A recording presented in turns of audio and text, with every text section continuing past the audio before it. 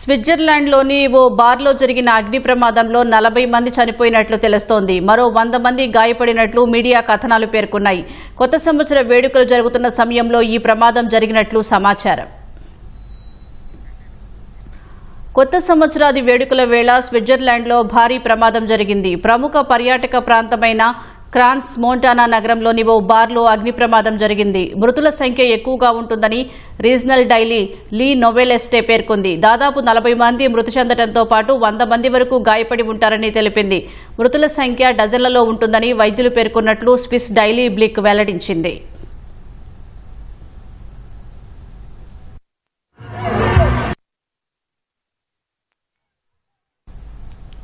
బార్లో నూతన సంవత్సర వేడుకల సందర్భంగా పైరోటెక్నిక్ చేస్తుండగా మంటలు చెలరేగినట్లు భావిస్తున్నారు. వెంటనే పెద్ద ఎత్తున మంటలు చెలరేగినట్లు అనుమానిస్తున్నారు. ప్రమాద సమాచారం అందుకున్న వెంటనే పోలీసులు, ఇతర బృందాలు ఘటనా స్థలానికి చేరుకొని సహాయక చర్యలు చేపట్టాయి.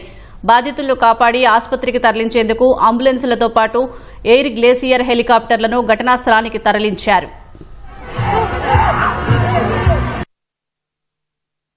ఈ ప్రమాదంలో పలువురు మరణించినట్లు పేర్కొన్న పోలీసులు ఆ సంఖ్య ఎంత అనే విషయాన్ని వెల్లడించలేదు. బార్లో జరిగిన కొత్త సంవత్సర వేడుకల్లో 100 మందికి పైగా పాల్గొన్నట్లు పోలీసులు చెప్పారు. ఈ ప్రమాదంలో ఉగ్రకోణం లేదని స్పష్టం చేశారు.